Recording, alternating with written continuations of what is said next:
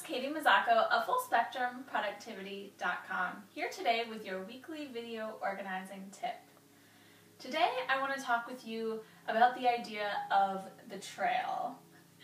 Now that might sound kind of like a weird thing to be talking about when it comes to organizing your home, but I was watching an Oprah Super Soul Sunday episode the other day and she had on a guest, Myss, and Caroline was talking about how you know you're on your right path in life if you don't feel like when you're making decisions and going throughout your day that you're betraying yourself. And this just really struck me. I was like, wow, I've never really thought about how the decisions we make can really betray ourselves. I'm personally, based on this video, started doing some different changes in my life, incorporating more self-care, sticking to my schedule more strictly and not working too much. I'm sure nobody else is guilty of that. As I was going through the process for myself, I had a realization that, wow, this really applies to organizing. It was an organizing epiphany. My epiphany really was that clutter is a betrayal of ourselves, and our home is meant to support us and be this safe haven and wonderful and comforting, and for many people that is not true.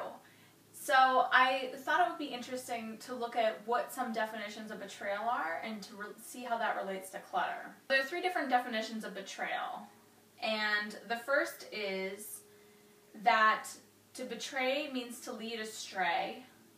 It can also mean to deliver to an enemy by treachery or deceit. And the third definition is to fail or desert, especially in time of need. And I was like, wow, that's really powerful. In what ways does clutter do those things? And I realized that oftentimes clutter has us confused, and so it leads us astray.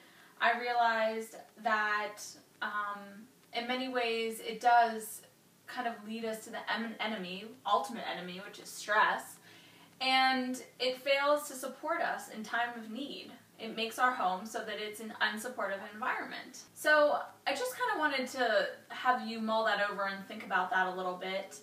I have 3 steps for you if you find that clutter is in your home and betraying you.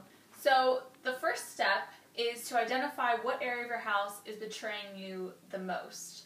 The second step is determine the main source of your clutter. Is it the incoming mail? Is it backed up laundry? What is it, and how can we address that situation? The third step is really just to take some action. Create a plan, begin to make change, even if it's small baby steps. Spend 5 minutes going through your junk mail, unsubscribing from crazy amounts of catalogs and all of the nonsense that comes into our mailbox. And really get support, whether it's from family or friends or hiring a professional. Get the support you need to really be true to yourself and not betray yourself anymore. As a resource for you in this journey to ridding your life of betrayal, I invite you to check out my free video guide. It's 5 secrets to finding relief from clutter for good.